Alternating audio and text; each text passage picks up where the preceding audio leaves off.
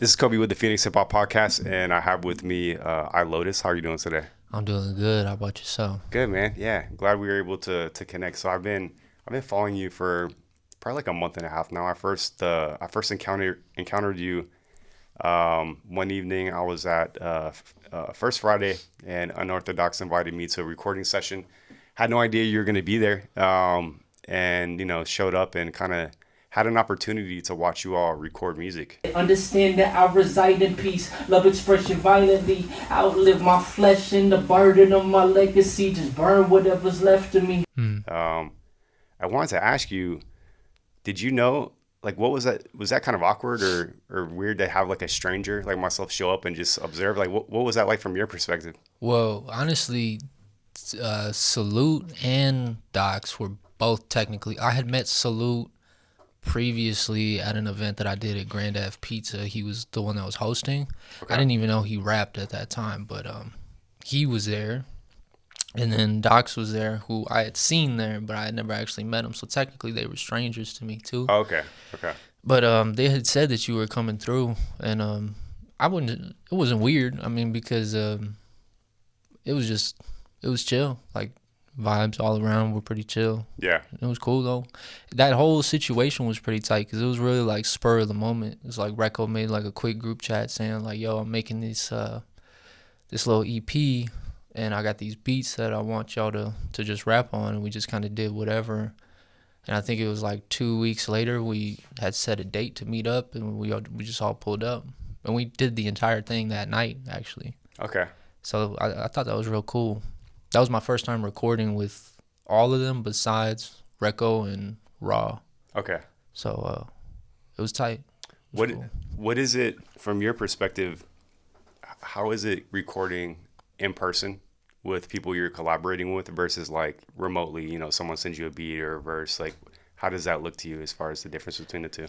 It's a big difference for me, honestly, because like I'm so used to just being alone in the dark in my room and just working at my own pace, and I got my own mix and the way I do things, and it's not like I'm just not used to recording with other people. I enjoy it though, because it forces me to get out of my little bubble, my whole comfort zone and everything. But it's pretty cool, and if anything, it like motivates me more because it takes me quite a while to write a song on my own. And when I was there, I wrote like 5 songs in a row, like 5 verses in a row, just back to back. And because it's like this kind of it's like a friendly competition sort of thing. And yeah, it was cool though. Definitely different, but it's cool. I like the change of it. Do you typically write after you hear a beat? Most times, yeah. I'll Okay. usually have like ideas buzzing around in my head of like things that could rhyme, and I'll write them down. And if I see that they go well with a new beat that I'm hearing, I might add them on and put that in the song. But Okay. most times, it's usually just I hear the beat and then I just start writing. Okay. I can't freestyle for shit, so it's like I gotta sit and think and process and everything. So Yeah, yeah. And this was not your first time working with Recco. You all worked on the Amethyst project. yeah, him and I, we made Amethyst. I believe that was 2022. We made it. He hit me up one day in 2021. We had been seeing each other at this studio that a bunch of people would go to, and excuse me, we just kind of got affiliated, and he liked my raps and I liked his beats, and he asked like if he just wanted to work together on this one particular song. At the time, he was just recording out of a little trailer that he was staying in at his parents' house, all the way, I think it was like in Mesa, and we just kind of grew it from there. We made a whole. It took a whole year to get the album done, but we finally we got it done. Yeah. Why? See, yeah. So I'm always curious about that. So like I've heard artists say crazy things like I made this thing in a weekend, and other artists like, hey, this took me years to put together. For you, is it something creating a project? Is it always sort of like a long term thing, or it just depends for you? I feel like it just depends, like between scheduling and also just creative flow. I feel like those play like real key factors into it, because with him being as far away as he was, like it was real difficult for me to like go over and just record like any given time. So the bulk of that, actually, I recorded and I did a lot of the vocal mixing myself at home, whereas he would just send me the beat, and then like there was some where I would send him the vocals and then he would match them up.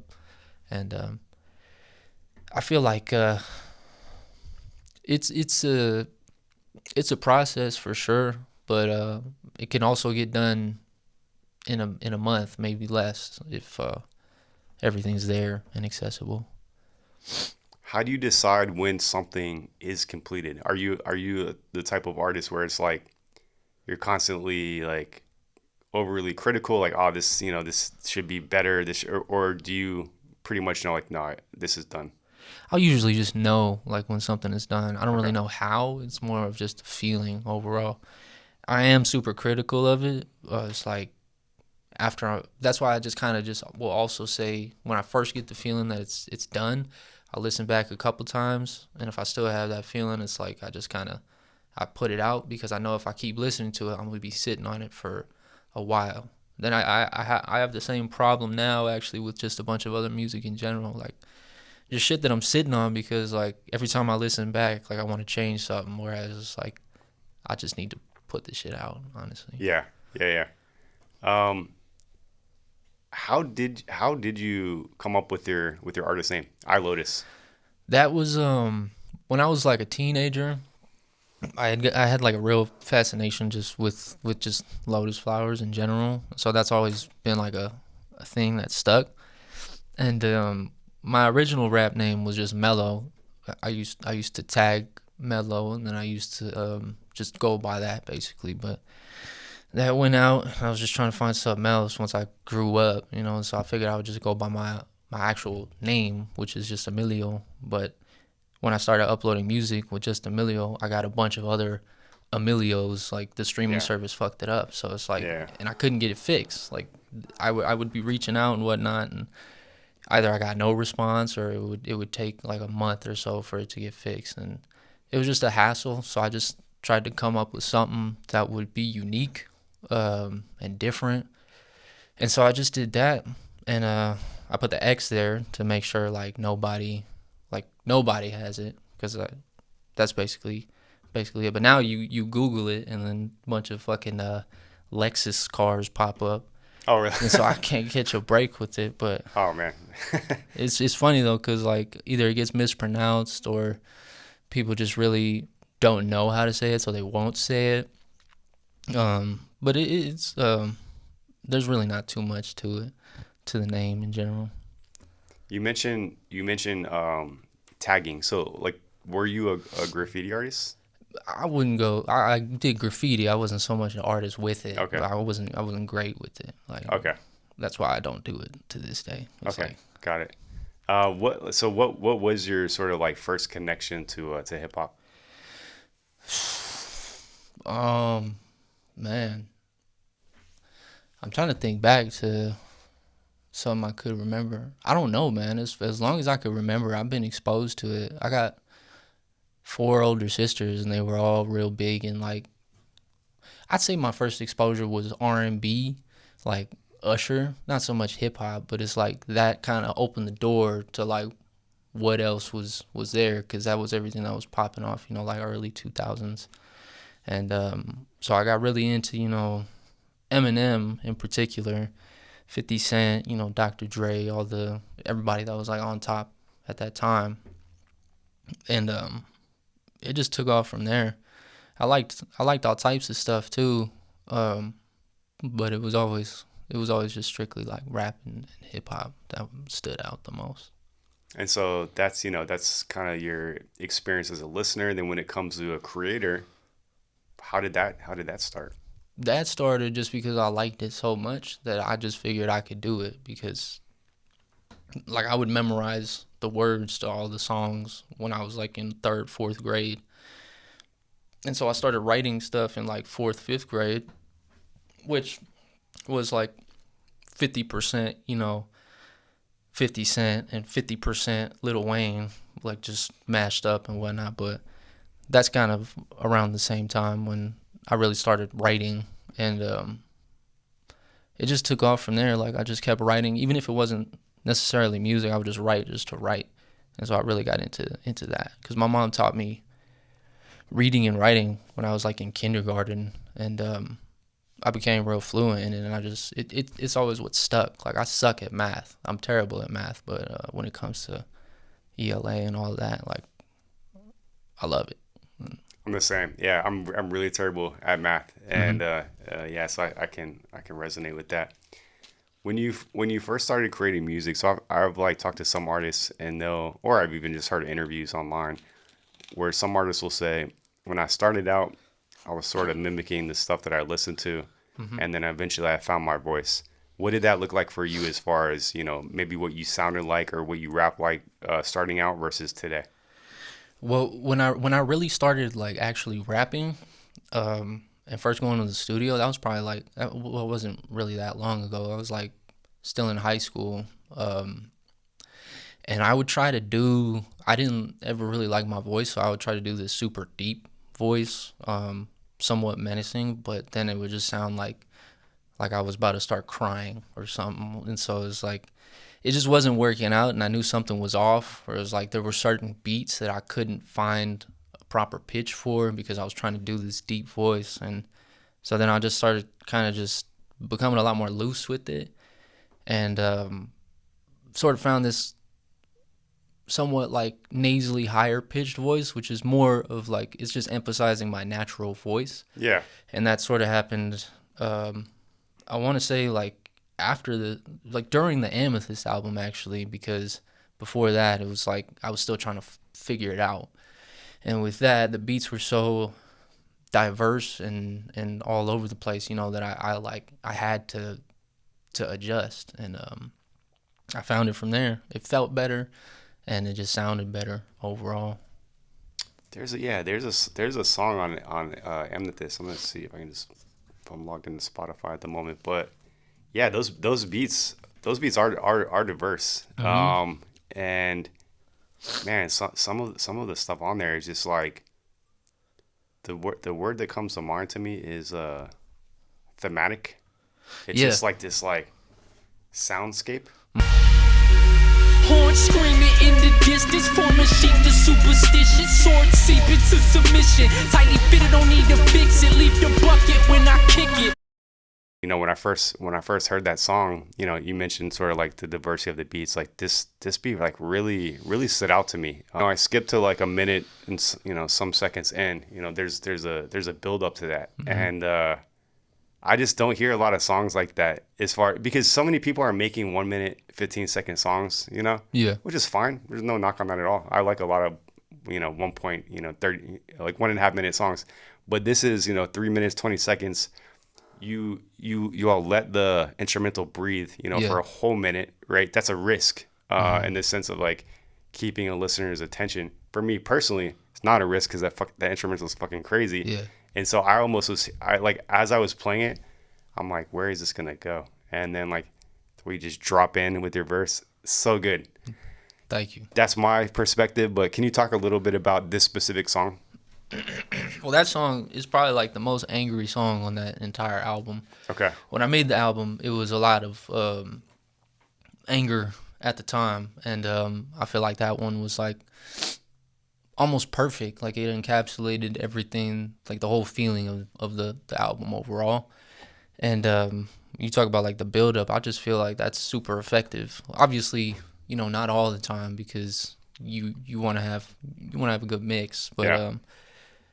I like the way he incorporated the guitar in the beginning, and then it like slowly fades into the horns, and then like I don't know, just the whole build up and everything was almost perfect. And I just I didn't give any input into it. I thought it was perfect on his end. So like he really did that, and I like doing that. Like I actually recently started making beats, and not recently started making beats, but recently started making beats with more intro and more switch up, to where it lets more of the actual instrumental take effect to where it makes the actual verse even that much more effective and poignant.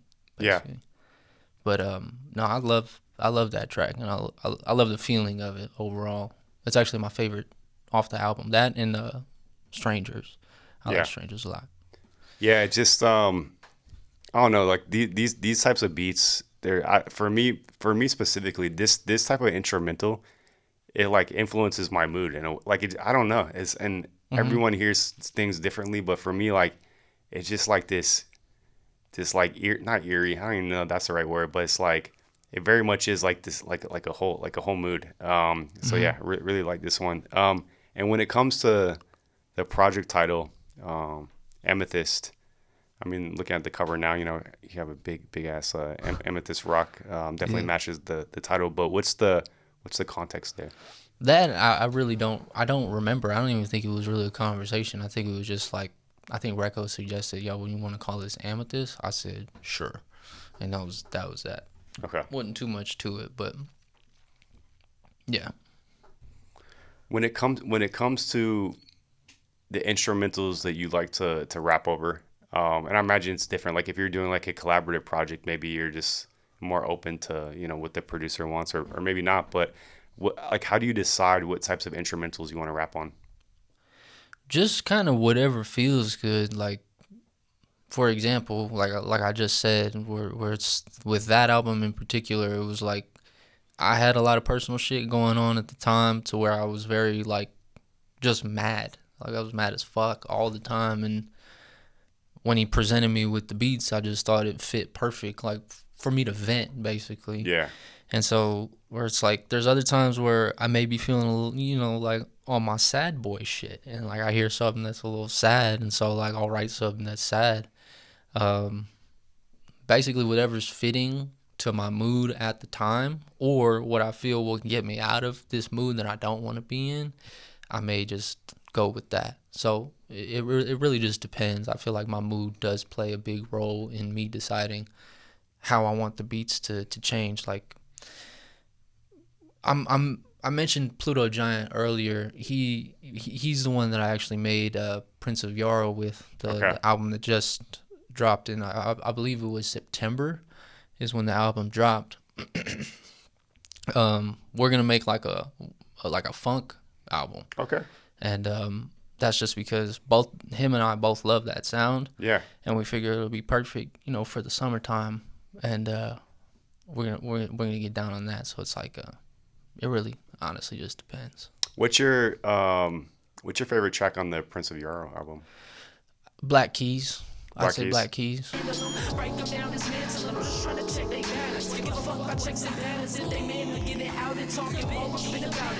Okay. That one that also has a little beat switch in it. I give a full, I believe it's 2 verses, and then the beat switches, and then just one little quick verse. But Pluto Giant is like an excellent fucking producer, man, and overall just a really solid dude. Like I genuinely got a lot of love for that dude, and on top of that, he's great at his craft. Is he local in Arizona also? Yeah. Okay. You should definitely check him out too. Okay. Because he gets down. Truthfully, he really does. Yeah, you seem like the type of artist where like you're definitely, I don't know if experimental is the right word, but you seem very open to just like doing, whether it's the different instrumental, whether it's a different sort of flow. What is that like? Were you hesitant at first, or have you always been comfortable kind of stepping out of what you had done before?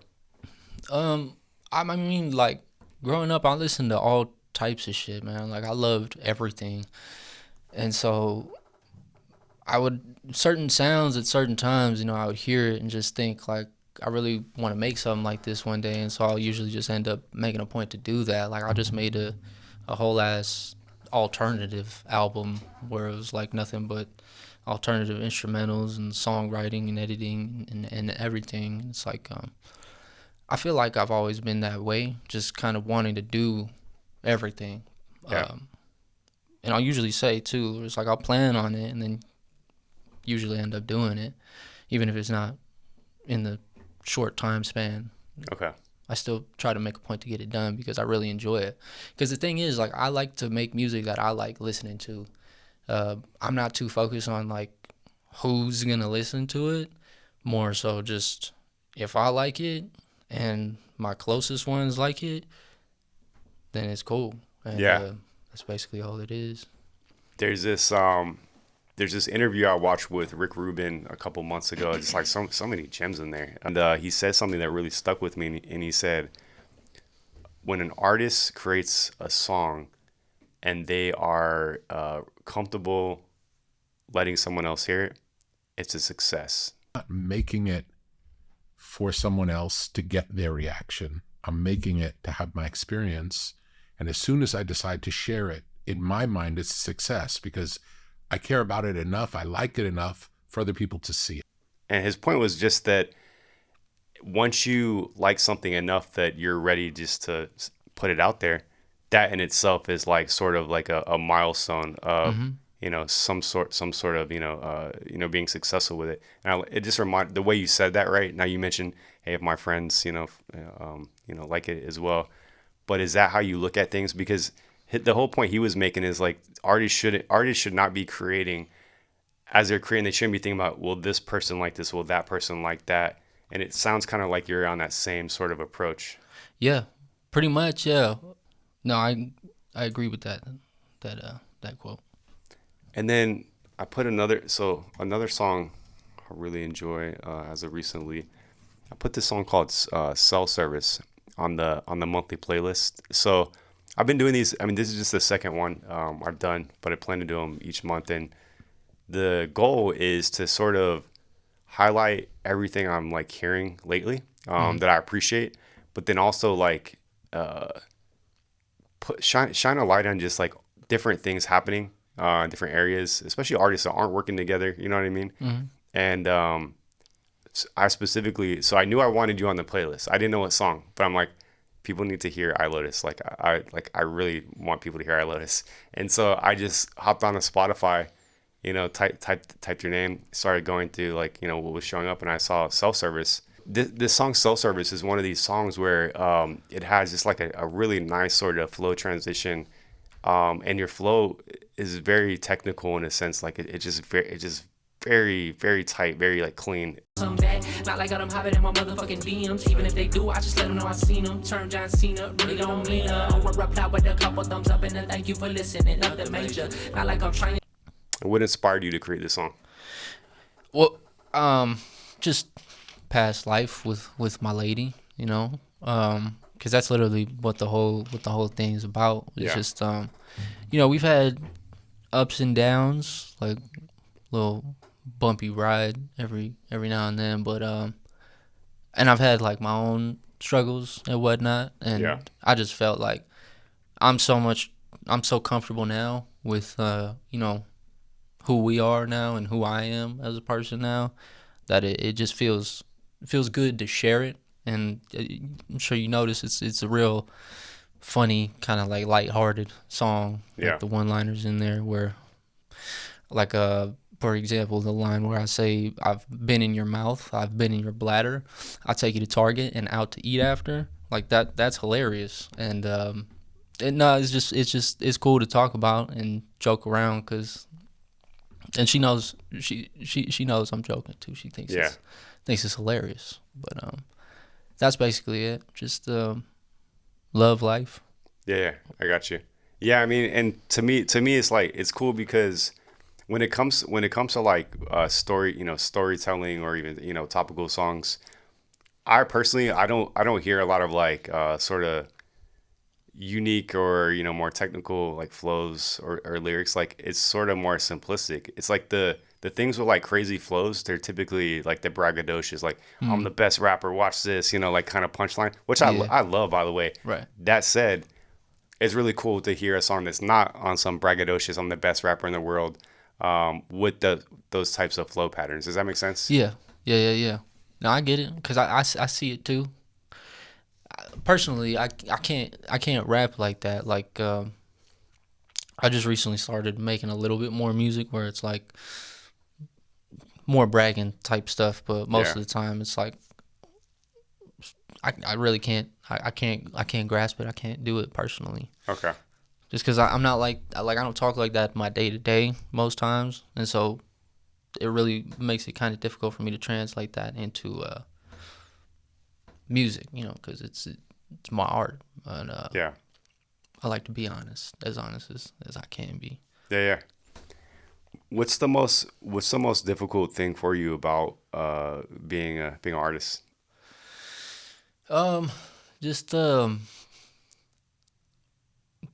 I think it's just the constant like back and forth between, you know, like I mentioned earlier, I love like I make music to for me to listen to, you know, but at the same time, if I want it to be my career, I need other people to hear it, and my biggest issue is marketing and so on and so forth, just advertising myself and like ideas that I have, things I want to do, like events and whatnot. It's just I can't. That's a curve that I can't seem to get around, and I can't seem to like. I don't know. I don't know what it is. It's like, and then I'll get ideas and just kind of dismiss them as opposed to doing it. So I think it's kind of that. That's like the most difficult part about it for me personally. Is just getting around that curve. My takeaway from talking to you know, has been you really focus on the music for yourself in this sense. Like you're creating something that, like you say, that you would like to listen to. Is there any ever any pressure to, like, do you ever even have like the impulsive thought like, hey, but if I wonder if I did this thing, if, you know, it would be more helpful on the marketing or business side? Do you ever have that thought? Yeah.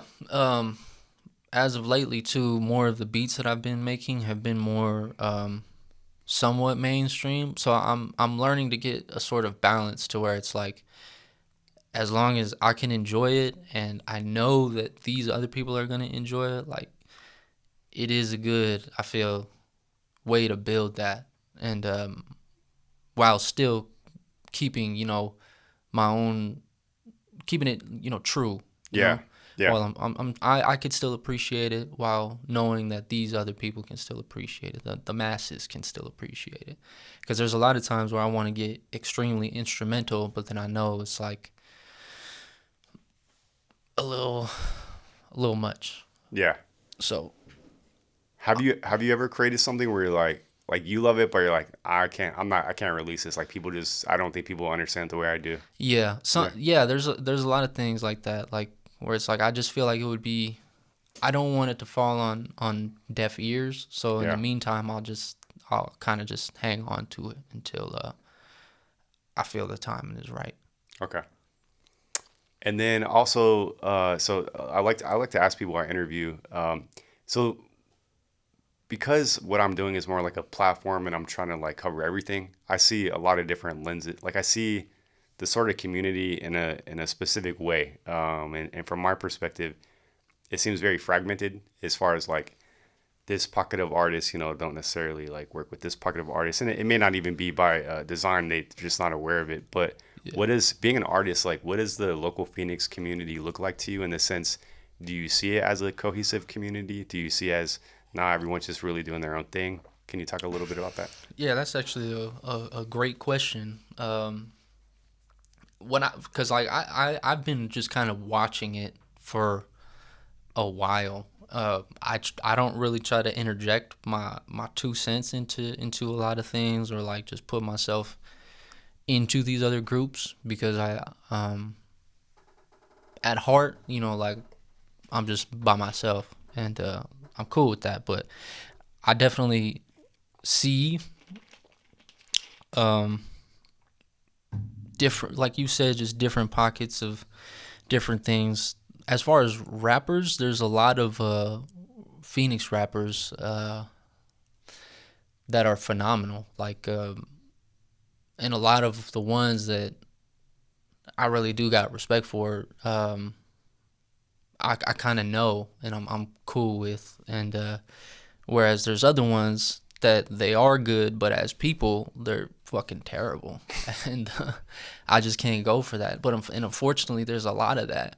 Yeah. And there's a lot of like, I don't know, it's like high school trivial shit where it's like you're not cool enough to hang out with us, Oh, type okay. stuff like that, where it's like, and it's mostly in like rapping, because I see DJs, I see beat makers, all this, and they're all so communicative. They're just very welcoming all with one another. Yeah. But it seems like there's this weird thing with rappers where it's like so much ego gets in the way to where it's like I don't want to fuck with y'all anyways, and that's why it's like the ones that I do have in my circle, it's small, but there's some solid people that I keep close to me or just have a mutual respect for. And Yeah. so, and I think it's gonna stay the same way. I'm never trying to, because I'm not super popping myself. So like, even if like I'm still not trying to step on nobody's toes. It's just like I'm gonna just keep doing my shit while y'all just do what you do. Yeah. But I'll never be affiliated with a goofy, basically. Yeah. What would I mean? What? So that's a great answer. That's a great detailed answer, by the way. Thank you. So a lot of times I ask questions based on what you said, and so this is what you just said. Like you wouldn't affiliate with a goofy. If you ever had someone that wanted you on their track, but you didn't. I don't know. Like, would you do a paid feature with someone that you thought was, I don't know, goofy? It's a interesting word. I don't know, what it means to you exactly, but like, would you do a track with someone that you don't really appreciate musically for the business? No. Okay. I think it's like, if I like their music, I don't really care for them as a person though. Then maybe it's different. But Okay, at the yeah. same time too, it's like I put so much vulnerability into my art that it's like I couldn't see myself doing it. And, Yeah. because morally it would just feel wrong and just out of place, especially if I don't have no respect for somebody. They could come to me with like a fat check and say like, I want you to be on this song with me, but most likely I'm gonna turn it down, because then that's out there and that's printed, that's permanent. And Yeah. I don't want to be affiliated with that. I don't want to be a part of that. So, Yeah, that makes sense. so most likely no. The answer Okay. would be no. Yeah. I mean, speaking of community and just like, highlighting artists that you do appreciate, who's the last like Phoenix artist that you heard where you're like, man, I really like that? I'll say there's a lot, man. Well, like everybody from that you got to sit in on, like everybody between Reco, Docs, Salute, Raw, Gorgeous Hefe, and then there's also Pluto Giant. There's my other homie Kyoto at Night. He's not. I have to talk to that guy Yeah. because it is a guy, right? Yeah. Okay. Yeah. I see him on IG, like he'll like react to the story sometimes, and I had the impression like he's somehow he always reacts to like the Hefe and Lord Rot and some of your stuff. Mm-hmm. So can you remind me, is he a producer or? He's a producer. He makes more alternative right now, but Okay. Before he used to make a lot of experimental stuff and whatnot. And he sings and does all that. That's actually how I met Raw through Kyoto at Night. Okay. I met Kyoto at Night because he was I was going to culinary school at the time. It was like 2017. And on my break time, I went to a record store and was just looking around, and that's who was working there. And he's like, "Yo, I got this show coming up," and just kind of hit it off. And that's how, honestly, if it wasn't for him, there were a lot of people that I just probably wouldn't have met, Yeah. especially in the time that I did. So I do give a lot of thanks for him. Plus, he just makes great music overall. When it comes to like if a producer wanted to work with you, how do they approach you? Like, what does that look like? Just simple, like, yo, I got this beat. If you want to hear it, I could hear you on it. Like, Okay. simple, like, I don't need nobody to kiss my ass or nothing, but as long as somebody comes to me just cordial and chill, but be it, through Instagram, in person, motherfucker can call me to get my phone number from somebody. But yeah, basically just that. Like any other interaction, I would say. Okay. And then I'll listen to it, and I'm gonna be honest. You know, if I don't like the beat, I don't like the beat. Yeah. And if I do, then let's get it. You know.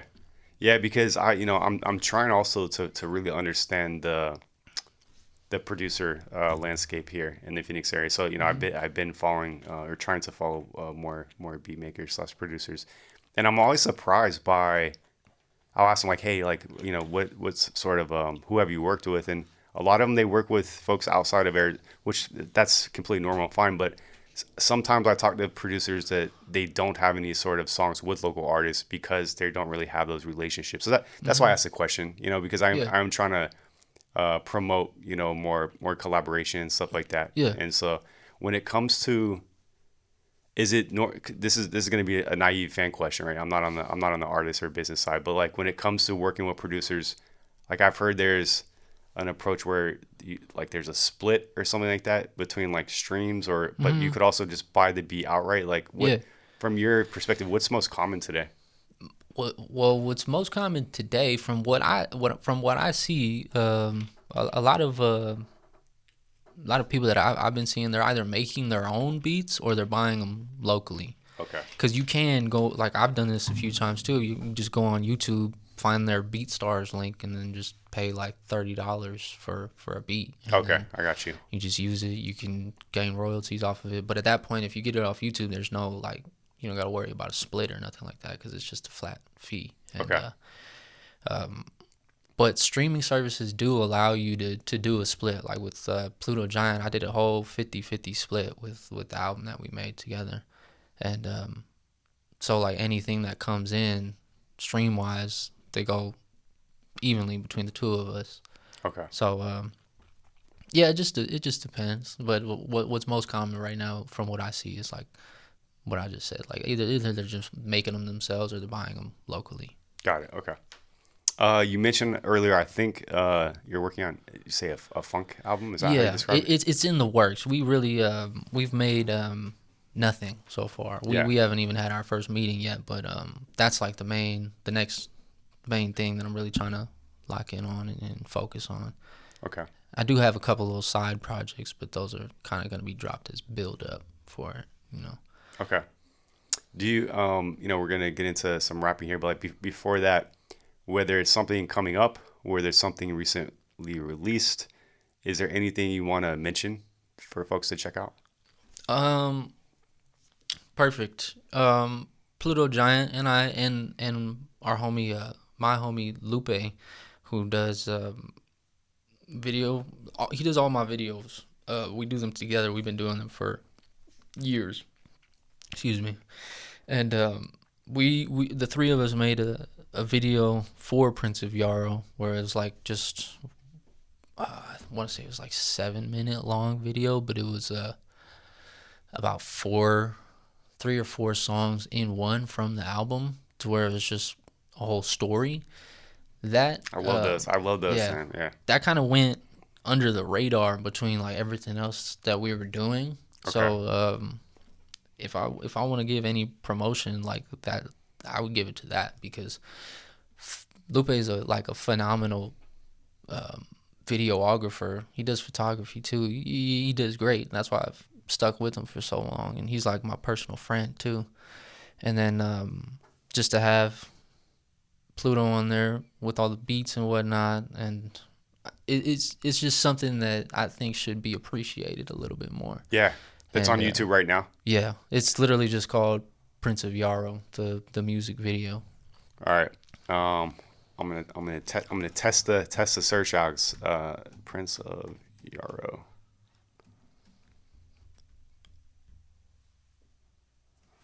Magic Visual Studios. Mm-hmm.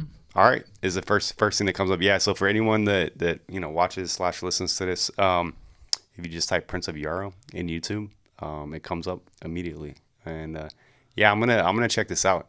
Cool, man. And so for folks that are not following you, how do they find you on the different platforms? Instagrams, YouTube, Apple Music, Spotify, any streaming service, even Tidal, everything basically. Just ilxtus, and you can find me there. I got, it's like fun for the whole family. I got everything on there. Yeah, musically. So yeah, and what I mean, I think I mentioned it in different words, but yeah, what I really like about your music is just like you really don't know what to expect. It's very different in a good way, and it just keeps like for me as a fan, like it's very interesting because that anticipation of like what would this sound like, or even just knowing like how diverse you are, like with your flow and how you rap. When I hear a beat, you're the type of art. This is another thing. Like, there's certain artists where as soon as I hear the beat, I'm like, okay, how are they gonna attack this, right? Mm-hmm. You're one of those. So, yeah, definitely encourage people to. Have been encouraging people to check your stuff out. Thank you. So, is there anything you want to say about the instrumental? Is it this instrumental was made by Pluto Giant. He sent it to me, and it was when we were trying to get our tracks together for the actual album. And I was making an EP at the time, and I said like, "Yo, this would fit perfect on this actual EP." The EP name is Debauched One. okay? And on that specific song, Midnight Psalm, I collaborated with another artist out here. Goes by Good Luck EDC. He used to go by Sonny from Mars. He was super down to do it. So he does the first verse on that song, and then I come in with the second verse, and that came out, I want to say about a year ago. But yeah, it's basically Very cool. All right, so I'm gonna pause, resume. Here we go.